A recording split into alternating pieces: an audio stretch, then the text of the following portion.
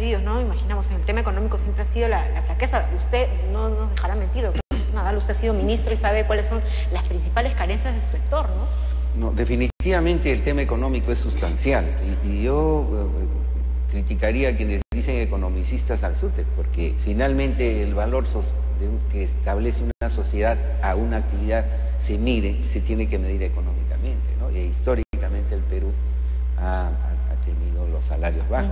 Por eso el esfuerzo también del Estado, de varios gobiernos, de elevar el nivel salarial, el piso salarial. O sea, es una demanda, yo creo que justa, pero hay que ver el otro lado también, ¿no? Sí, ¿cuál? Las disponibilidades del Estado. Yo no sé cuáles sean las prioridades, no estoy dentro del gobierno. Me satisface que el secretario general del SUTEP diga que hayan estado en diálogo y siempre en el diálogo habrá algún punto de acuerdo y espero que se cumplan estas reivindicaciones económicas. Y está muy bien que el secretario general plantee que no solamente es ese tema, el tema del salario, sino cómo hacemos todos para que la educación pública mejore. La reproducción de la pobreza en el Perú se produce en gran medida por una educación pública deficiente, que es mejor en la costa que en la sierra y en la selva. Y en la sierra lo que está peor es la educación rural. Y dentro de la educación rural, las niñas campesinas. Claro.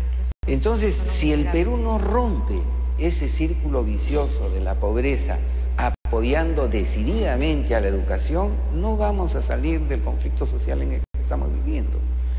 Alguien decía, la educación no es negociable. La educación efectivamente no es negociable, debería tener siempre la primera prioridad del Estado.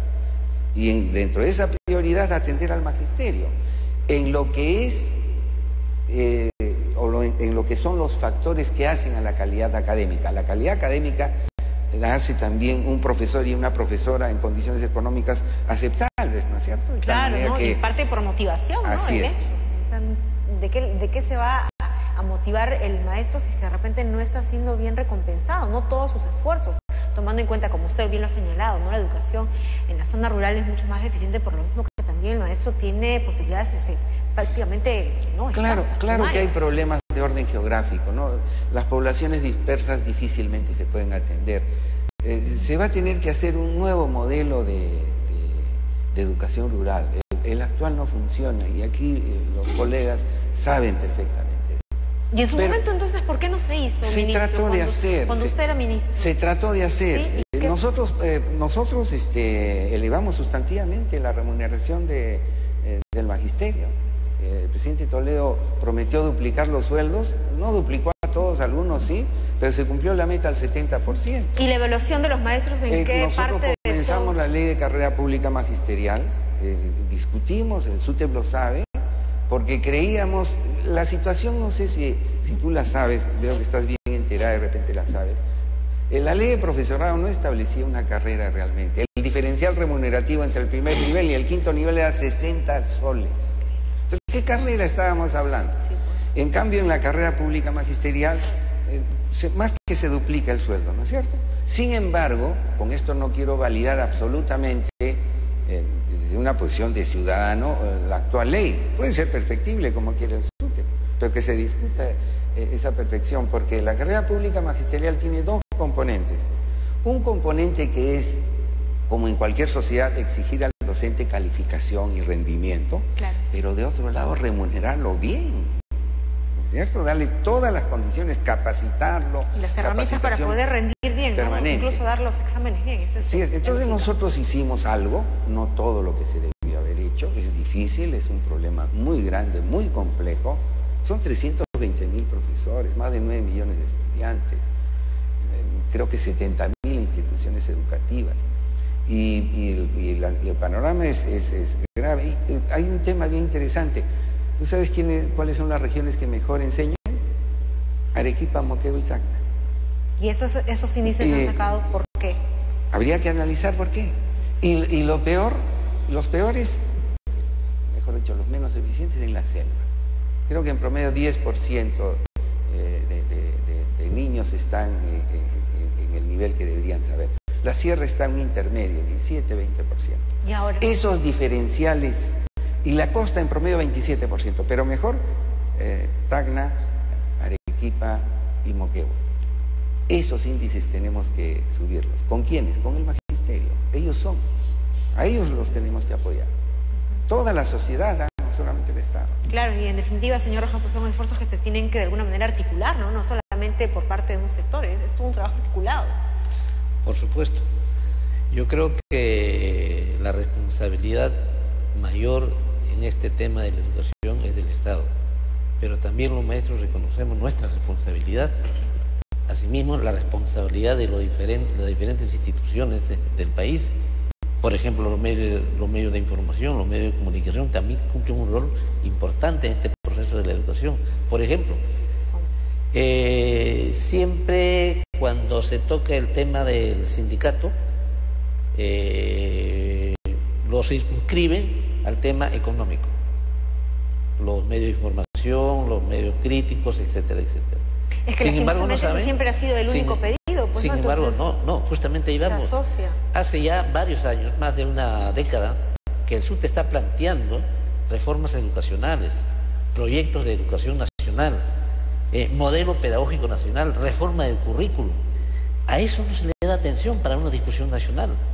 Sin embargo, tenemos documentos donde claramente se atiende lo que está planteando el ingeniero, en el sentido de reformar una educación de calidad para la educación pública y para toda la educación en el país, desde inicial hasta la universidad inclusive. Y hay un ejemplo concreto. En la región de Arequipa se ha elaborado un proyecto de currículum regional, ¿no?, con participación de los mismos profesores de aula, de tal manera que hoy se tiene un diseño curricular de Arequipa con las últimas innovaciones y corrientes pedagógicas, que realmente implementándose estamos seguros que la calidad de la educación en Arequipa va a seguir creciendo. Y eso es lo que tenemos que ver también. Claro, entonces, ¿por qué esfuerzos como esos no se hacen públicos, no se articulan con el Ministerio de Educación? ¿Qué es lo que está ocurriendo, señor Ramírez, en todo caso? Bueno, ¿por dónde es que está el ruido que no permite conocer estas buenas siempre han habido algunas omisiones en cuanto a lo que se refiere a la plataforma, a las exigencias siempre del magisterio, no precisamente por nosotros, sino por la opinión pública, incluso hasta los medios de prensa.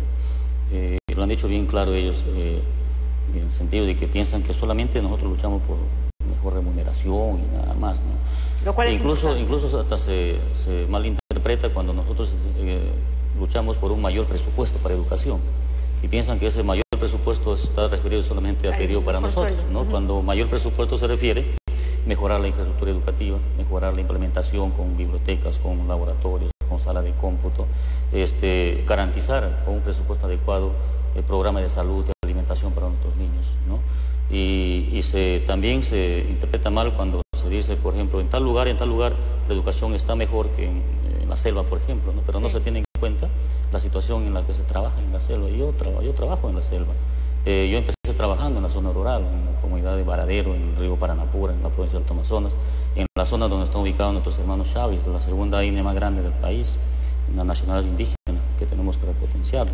Y tenemos que trabajar ahí con una serie de deficiencias de infraestructura, de mobiliario y todo eso, con una alimentación deficiente de los alumnos, con un déficit calórico tremendo.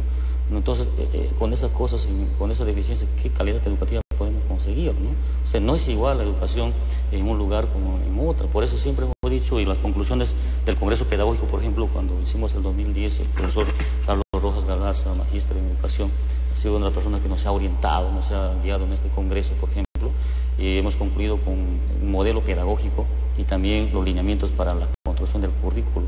Y hemos dicho ahí que el currículo se tiene que construir, no debemos tener un solo currículo a nivel nacional, sino que debe construir los currículos atendiendo esa diversidad en cada una de las regiones, ¿no? Me imagino que las demandas en cada región es totalmente distinta, si el gobierno ha planteado hacer una revolución educativa en el país, pues la revolución educativa tiene que atender esas particularidades, ¿no? Pero no, ahora lo que veo que se está pensando solamente maquillar algunas leyes que se han dejado por los gobiernos anteriores.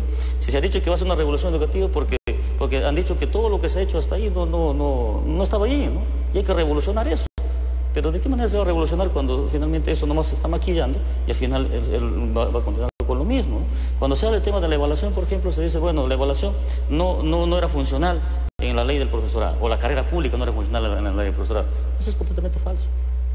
Porque está perfectamente diseñado no solamente el tema de la estructura de la carrera, sino está diseñado también la evaluación. De la evaluación que ahora se está hablando, ¿no? De evaluación integral, permanente, claro, en el aula de desempeño, ¿no? Eso está perfectamente diseñado en la ley del profesorado, que no se ha querido cumplir porque eso significa costos, ¿no? Siempre el Estado ha querido reducir costos. Ahora, en cuanto al tema de los niveles, de igual manera, ¿no? En cuanto a las remuneraciones, de la misma forma, se dice que había una diferencia de 60 soles entre el último nivel, pero hoy día se dice que hay una diferencia más grande, pero no se dice para cuántos hay esa diferencia. Solamente 5% del magisterio puede llegar al quinto nivel con esa estructura que tiene la ley 29062. Bueno, me imagino, ¿no?, que serán todos estos temas que pero se ha hecho una tremenda propaganda de decir vamos a tener una inmensa remuneración, pero no se ha dicho para cuántos. El 95% del magisterio nunca podría llegar al quinto nivel, el 90% nunca podría ser al cuarto, el 85% nunca podría llegar ni siquiera al tercero.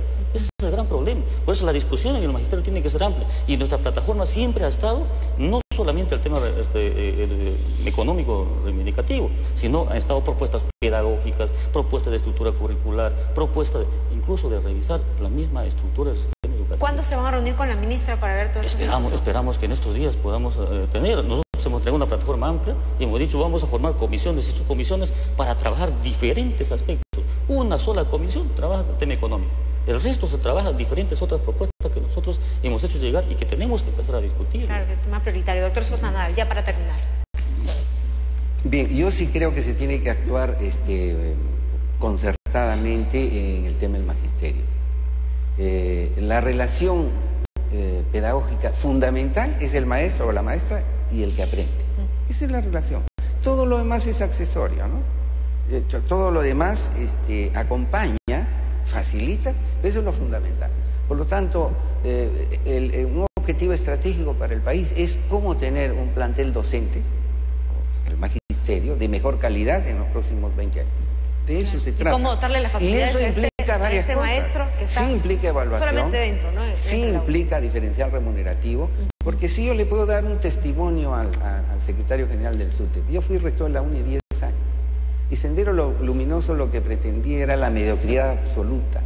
Cualquier persona que destacaba, cualquier recurso económico que se derivaba a algo que pudiera contribuir a mejorar el Perú, la nación, era atacado por Sendero.